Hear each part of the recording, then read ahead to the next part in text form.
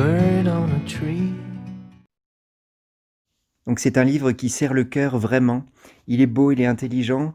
C'est assurément un ouvrage qui permet de grandir et de réfléchir.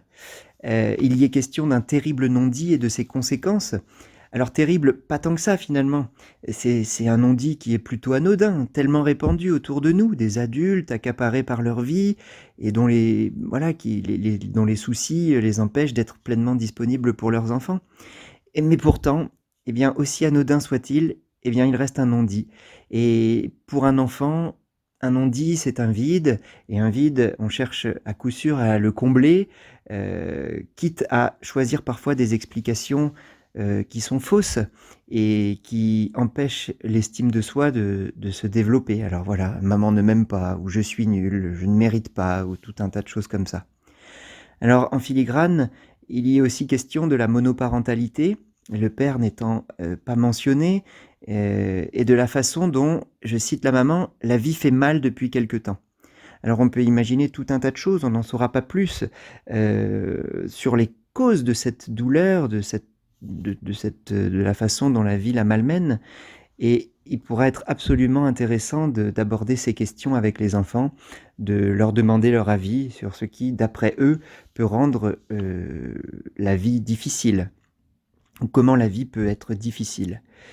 Alors deuxième chose, les auteurs, je trouve, dans ce livre, n'ont jamais cédé à la facilité de la bien-pensance. La maman n'est pas mise à l'index, et d'ailleurs, ce ne sont pas ses mots durs envers son fils qui sont pointés du doigt, c'est plutôt le décalage entre cette attitude et le fait que malgré tout, l'amour de cette mère envers son fils reste parfaitement intact. Mais le problème, c'est qu'elle ne lui dit pas. Voilà. Donc, c'est d'ailleurs ce qui sera libéré à la fin, c'est une parole, simplement. Et je trouve que les auteurs n'ont jamais cédé non plus à une vulgarisation trop abétissante du monde des émotions. Et par exemple, la scène qui devrait, et je dis bien devrait, rendre tout le monde heureux, c'est-à-dire le moment de l'histoire à la bibliothèque, eh bien, montre que ce bonheur est relatif, et la preuve, Valentin n'y adhère pas du tout, lui, en tout cas dans un premier temps. Donc il y est abordé également la complexité dans la diversité des émotions. Valentin devient triste, en voyant les autres jubiler, mais pas lui, en comprenant que, lui n'a pas de mots doux, sur lesquels s'appuyer chez lui. Et puis ensuite il explose, la colère sort, et enfin il retrouve la joie.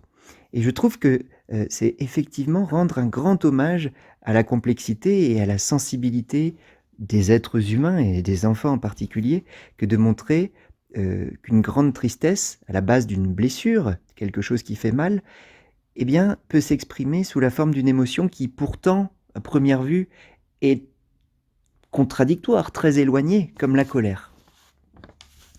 Et enfin, heu, cet ouvrage montre assurément, il me semble, la puissance de la lecture. Et j'aime bien penser que les éducateurs ont entre les mains, les éducateurs, ouais, les parents, enseignants, bibliothécaires, et cetera, toute personne qui lit des histoires aux enfants, eh bien, ces gens ont entre les mains des armes de libération massive.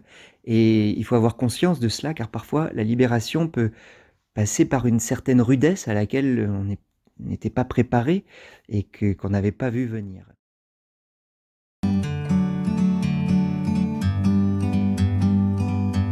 Like a bird on a tree.